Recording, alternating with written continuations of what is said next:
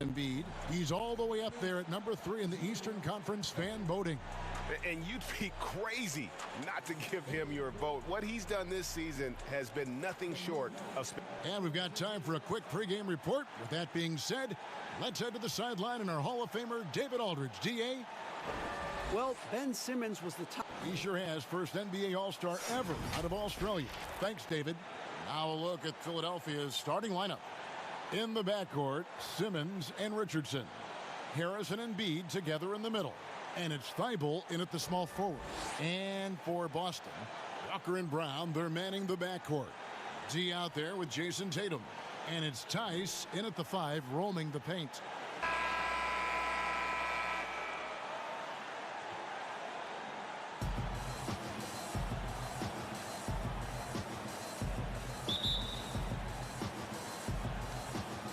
It'll be the Celtics off the tip. When you look at Joel Embiid, enormous talent, you've talked about him a lot. How does he compare to some of the great centers? This is a very short sample with him, certainly, but how does he compare, you think, to some of the great centers you've seen and read about in your career? Talent-wise, he's up there. Durability-wise, he's also up there in the Yao Ming, Bill Walton kind of category of guys that I'm just not sure they're going to be able to stand. You kind of hold your breath. Is he too brittle? Is he too brittle?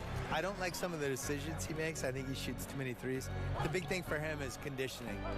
And until he takes that seriously, he's just going to have a ceiling on his career. I think if you go back and you look at the tapes of him in Kansas, and he looks like a young Kevin Garnett. I mean, he's 50 pounds lighter. His body's completely different. Completely different. Oh, my gosh. And he's just carrying a lot of weight. And I felt like during the Celtics series 2 years ago, I thought he wore down at the end of those games.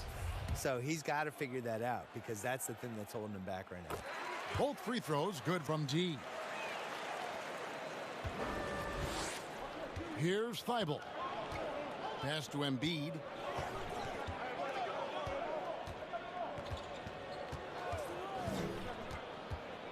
Here's Thibault. And it's blocked. And here comes Brown, leading the fast break. Took him no time at all on that one. What speed in transition. Brown just slashing down the court for the high percentage shot. They've been looking out of sync offensively. Yeah, their offense has ground to a standstill. They get the rebound. Simmons banked in off the glass. Second chance points always hurt. Just not enough effort to block out. Yeah, that's what's frustrating because you did the job defensively to get the stop, and then you gave it right back.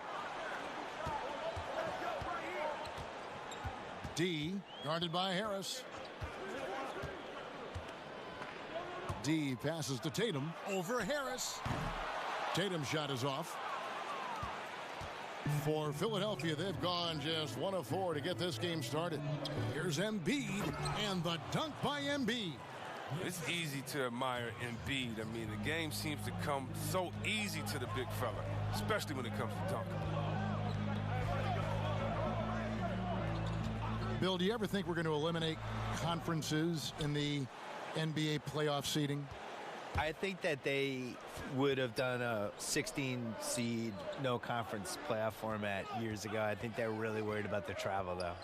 And they've looked at it, and they've really studied it, and they've looked at the effects of, let's say Boston plays Portland in round 1, and you're flying 3,100 miles or 3,200 miles in 3 time zones and all that stuff, and it's a 2-2-1-1-1 series.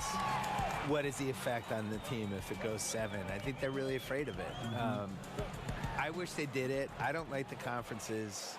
I don't really understand them. And over the course of NBA history, they've been really confused by the conferences. I wrote about this in the book of basketball, where we had years where San Antonio was playing in the East for a while, and Baltimore was in the West, which, go look at a map. Baltimore being in the West is ridiculous. Baltimore was in the West and Philly was in the East, and they're like 50 miles away from each other. Yeah, made no sense. So they've never really 100% figured out the conferences, and I just think the 1 through 16 makes more sense. It would sure be better basketball. It would be better. Yeah. Now the 76ers on the break, and Simmons slams it in. Did you see the no-look pass by Harris right there? I mean, he's a wing that knows how to move the ball. And now the first timeout called here for Boston. And they just can't seem to get going offensively. Yeah, they might be pressing a little. I mean, forcing some things. This is a good opportunity to calm everyone down. As the season starts to take shape, there is no better time to check in and see how the rookie race is looking. Some first-year players making big impressions early on in the season, and we'll monitor them to see who will be in prime position to take home the Rookie of the Year award. And you look at D, what a rookie year he's having, guys, atop the rankings right now, and even though it might be a tight call, he's definitely the favorite. And what a feeling right now for him. I mean, sitting on top of the heap of all that young talent. Yeah, nobody has made a bigger splash than he has in the early part of this season. He's already living up to his potential. Here's Harris. Sinks that one from the post. This is what a point guard should do. Simmons is so adept at noticing when the defense is overcommitted.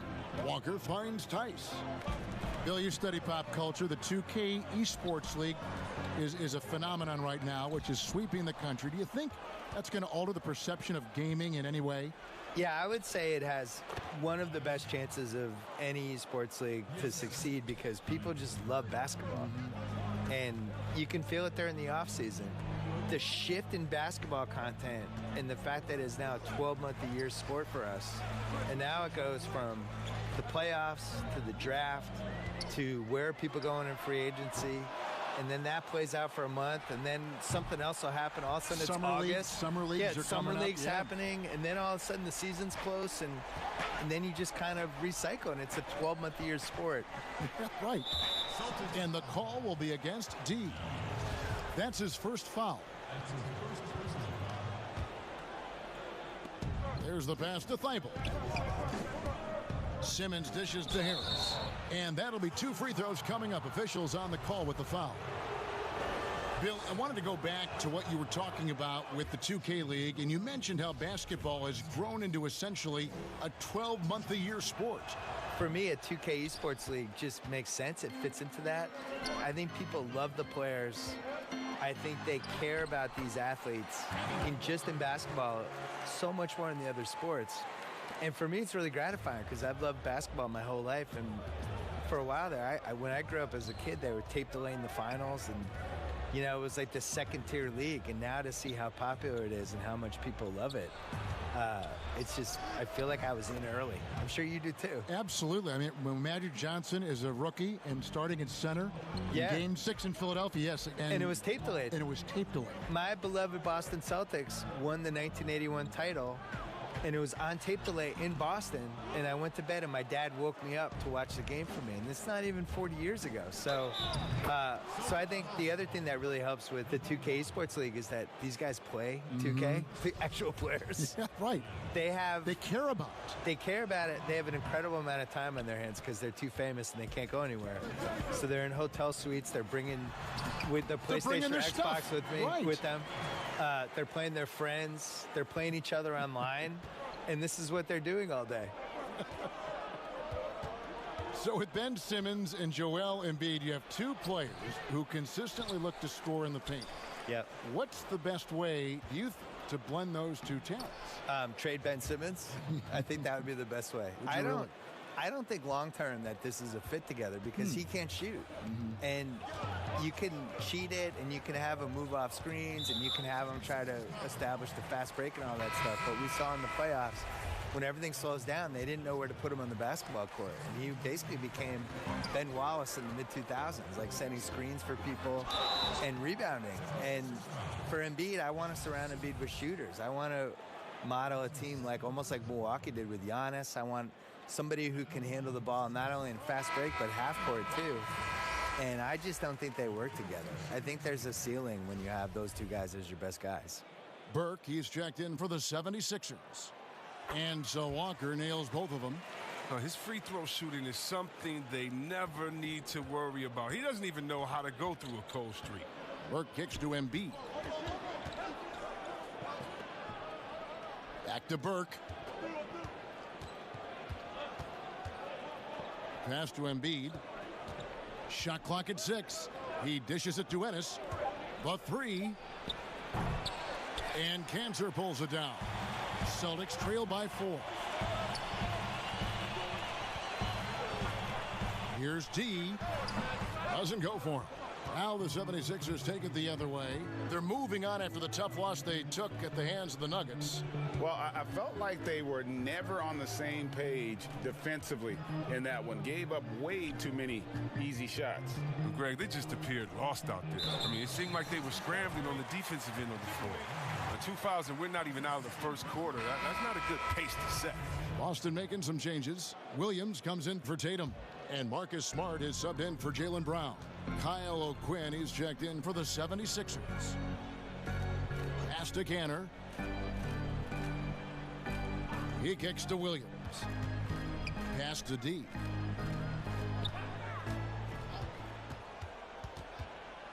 Outside, Smart. And there's the whistle. 3-second violation.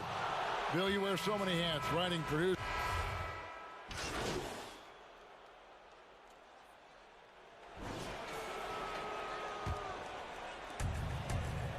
Walker and Brown, they're manning the backcourt. Williams is out there with D. And it's Tice in at the 5. That's who's in the game for the Celtics. Richardson the pass to Harris. Over Williams. They get it again. Back to Richardson.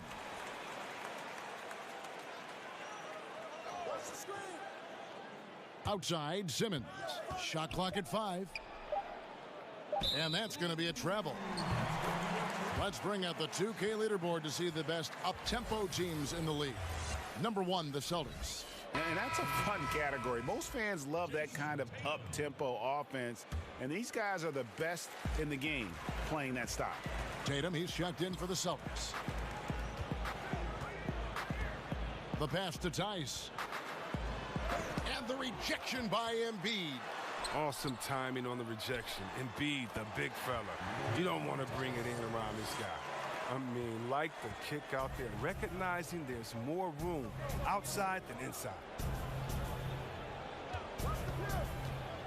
Richardson against Brown. Out to Harris. Passes to Thibault. Here's the 3. Another miss by Philadelphia. Celtics trail by 14. From deep. It's hauled in by Richardson. And that was a little bit of a range check for him. Oh, trying to take advantage of that extra space on the perimeter. We see a lot of this now. Harris passes to Thibault.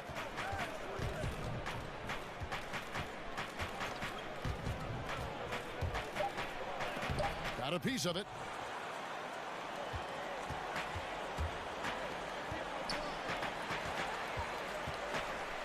Closing in on 4 minutes played here in the second quarter.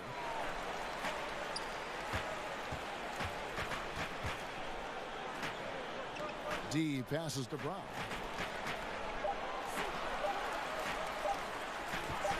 Here's D. The three-pointer, no good. He has shot them in the foot with his inability to make shots tonight. Bill, you host your own podcast. I've listened to it. I subscribe to it. Thank you. I love it.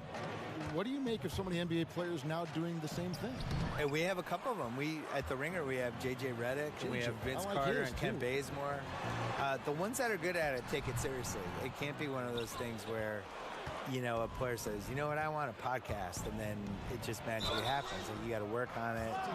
You have to use your connections and book your guests, and you have to be candid on the podcast. You can't just show up and just babble. And the guys that have been successful at it are people that could probably have a media career for a living. Like JJ is clearly going to go into media after he retires. Richard Jefferson had a great podcast. He's gone into media. He's really good. Yes. So I think you need a little more talent at it than people realize. And you need the consistency of it. You can't say, I'm starting a podcast and then not do it for 2 months. Like, you have to really stick to it. Let's go now to the sideline and catch up with David Aldridge. Kevin, Josh Richardson has made himself into one of the top defensive wings in the league. Richardson says there's a certain competitiveness that comes with being a good defender. The defensive end takes will, and I have a lot of it. Kevin J. Rich is self-described as super competitive. That edge is what drives him. It sure is.